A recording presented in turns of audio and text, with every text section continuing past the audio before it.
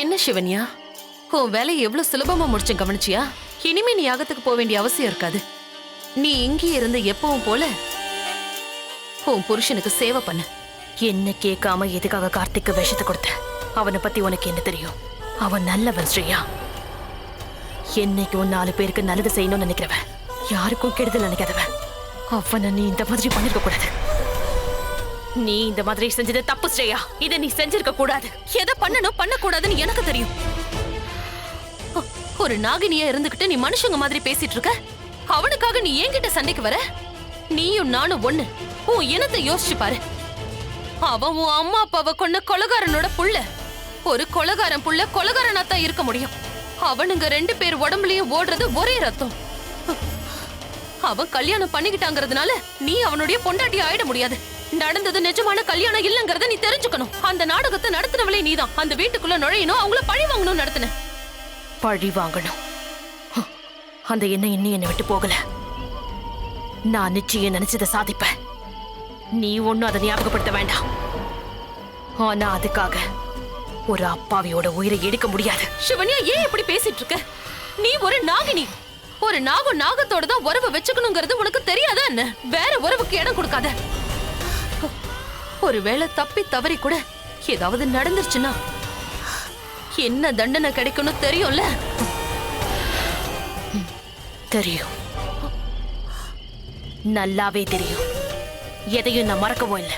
நீ நினைக்கிற மாதிரி எதுவும் நடக்கவும் இல்லை. அப்படியே நடந்தாலும் அந்த கவலை உனக்கு தேவையில்லை. இதுக்கப்புறம் கார்த்திக்கோட விஷயத்துல ஏதாவது நடந்துச்சு, நான் என்ன செய்வேன்னு எனக்கே தெரியாது.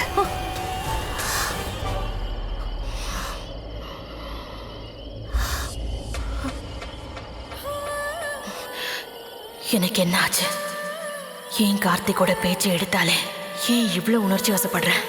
நான் ஒரு நாகங்கிறதையே நான் அடிக்கடி மறந்து போயிடுறேன்.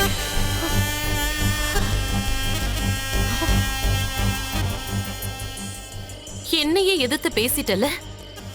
உன்னை இந்த அளவுக்கு பேச தூண்டுனது அந்த கார்த்திக் மேல நீ வச்சிருக்கிற பாசம்தான். எவ்வளவு நாள் இருக்குன்னு பாத்துடுறேன்.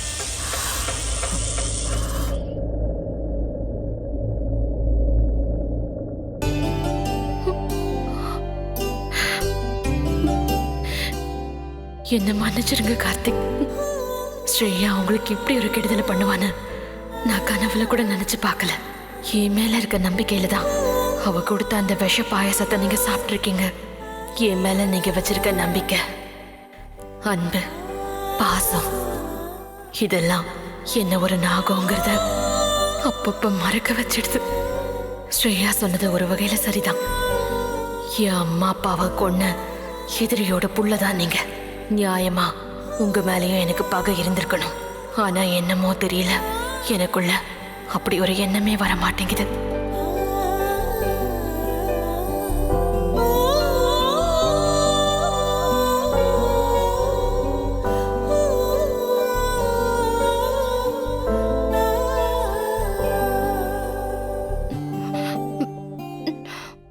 மறுபடியும் ஆரம்பிச்சிட்டியா?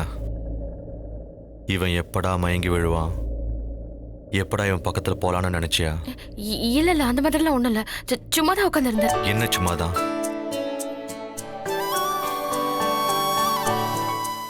நான் தூங்கும் போது என் பக்கத்துல வர, அதுவே முழிச்சிட்டு இருக்கும் போது போயிடுற.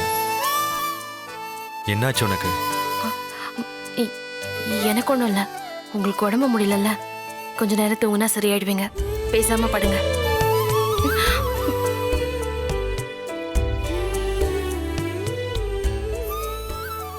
விஷம் கொடுத்தவ நீதானே? நீயே மருந்தும் கொடுத்துட்ட. விஷம் நான் கொடுத்தனா? நீதான் கொடுத்த. பாயாசத்துல விஷத்தை கலந்து கொடுத்தல. எத்தனை வருஷத்து பழைய தீத்துக்கு வந்திருக்க? உண்மையை சொல்லு. என்ன கொல்லணுங்கிறதுக்காக தான் இப்படி பண்ண. இன்னைக்கே நான் செத்து போயிருக்கணும்.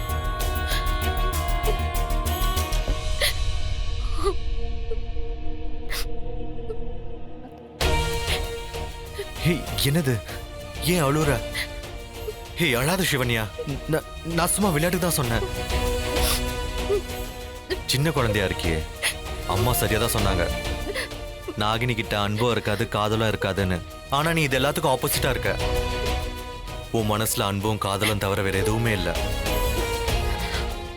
I'm so sorry. இனிமே சத்தியமா உன்கிட்ட விளையாட மாட்டேன். தயவு செஞ்சு அழாத. நீ அழுதினா அப்புறம் உன்னை பார்த்து நானும் ஓன்னு அழ ஆரம்பிச்சிருவேன்.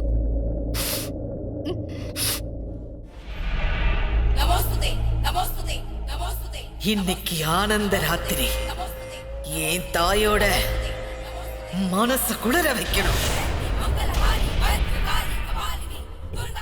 மகா காளி ருத்ர ரூபினி, இன்னைக்கு அமாவாசை ராத்திரி. சிவபெருமானே, நிறைஞ்ச இந்த அமாவாசையில எங்களுக்கு எதுவும் ஆகக்கூடாது. ஜெய் மகா காளி. உன் இடத்துக்கு வர்ற அந்த நாகினி இங்கிருந்து திரும்பி போக கூடாது. மகா காளி யாகத்துல பலியா அந்த நாகினியத்தான் கொடுக்கணும். அவளை உயிரோட விட்டா ஒருத்தரையும் விட மாட்டா. ஜெய் மகா காளி. ஆயிரம் ராத்திரி வந்தாலும் மகா சிவராத்திரி தான் சிவனுக்கு விசேஷமான ராத்திரி. அன்னைக்கு நாம என்ன வேண்டிக்கிட்டாலும் அதை அவன் நிறைவேற்றுவான். அந்த மாதிரிதான் இன்னைக்கு நிறைஞ்ச அமாவாசை. இந்த ராத்திரி காளி தேவிக்கு விசேஷமான ராத்திரி. ராத்திரியில அவளுக்கு செய்யப்படுற பூஜை அவ மனச குளிர செய்யும். இன்னைக்கு அவளை வணங்குற அத்தனை பக்தர்களுக்கு அவ வரம் கொடுப்பா. இந்த நாள் மனிதர்களுக்கு அற்புதமான நாளாயிருக்கும். ஆனா அதுவே நாகங்களுக்கு ரொம்ப மோசமான நாளாயிடும். இன்னைக்கு அந்த மகா காளிக்கு பிரம்மாண்ட அபிஷேகம் நடக்கும், ஆராதனைகள் நடக்கும். அவளை மகிழ வைக்கிற வகையில அவன் மனச குளிர வைக்க பலி கொடுப்பாங்க, ரத்தத்தால் அபிஷேகம் செய்வாங்க. அந்த ருத்ரமா இன்னைக்கு மகா காளி மனச குளிர வச்சிட்டானா சிவன்யாவுக்கும் உனக்கும் வரப்போற காலங்கள்ல அதிகமா பிரச்சனை வரும். இன்னைக்கு ராத்திரி எந்த நாகங்களா இருந்தாலும் சரி, வெளிய போகாம இருக்கிறது தான் நல்லது. மீறி வெளியில போனா அதுங்களை அந்த மகா காளி சுட்டு எரிச்சிடுவா. பத்ரகாளியுடைய சக்தி ஒளிஞ்சுகிட்டு இருக்கிற அத்தனை நாகங்களையும் வெளியில கொண்டு வந்துடும். இன்னைக்கு அந்த காளி கிட்ட இருந்து நாகங்களை ஒருத்தராலையும் காப்பாற்ற முடியாது. சிவன்யா வீட்டை விட்டு எங்கேயும் வெளியே வரமாட்டா. கார்த்திக்கு விஷத்தை கொடுத்து அவளை வீட்டை விட்டு வெளியே வராதபடி பண்ணிட்டேன்.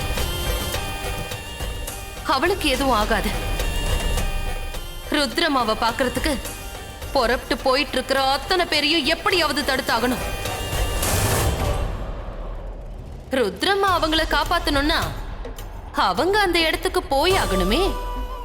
அவங்கள போற வழியிலேயே தடுத்து நிப்பாட்டுறேன். உயிரை காப்பாத்திக்க போறவங்களுக்கு இந்த நாகினி உயிர் பயத்தை காட்டுவா. உயிர் பயத்தை காட்டுவா. உயிர் பயத்தை காட்டுவா.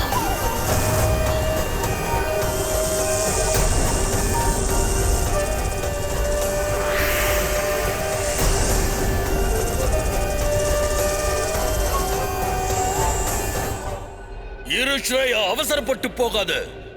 இப்பதான் சொன்ன அந்த மகா சக்திக்கு முன்னால நம்ம சக்தியால எதுவும் செய்ய முடியாது. அவளோட போராடி உன்னால எதையும் சாதிக்க முடியாது. ஐயா லிங்கேஸ்வரா, எங்களை காக்கும் கபாலீஸ்வரா, உங்களையே நம்பி வாழ்ந்துகிட்டு இருக்கிற அந்த 2 நாகங்களையும் நீங்க தான் காப்பாத்தணும். அந்த காளி தேவியால 2 நாகங்களுக்கு எதுவும் ஆகக்கூடாது. நாகங்களை காத்தருள்ற நாகநாதா, சக்தியத்தா, அந்த நாகங்களுக்கு சக்தியத்தா. அந்த காளி தேவியோட கோபத்திலிருந்து நீதான் அவங்களை காப்பாத்தணும். ஹரஹர மகாதேவா, ஹரஹர மகாதேவா.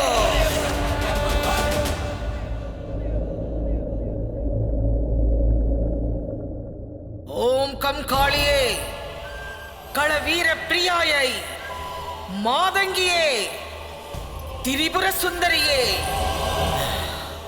ஓம் குந்த பிரியை, ஜெகதாத்ரியை, திரிலோக வம்சக்கிரியை, பூத வேதாள விருந்தாயை,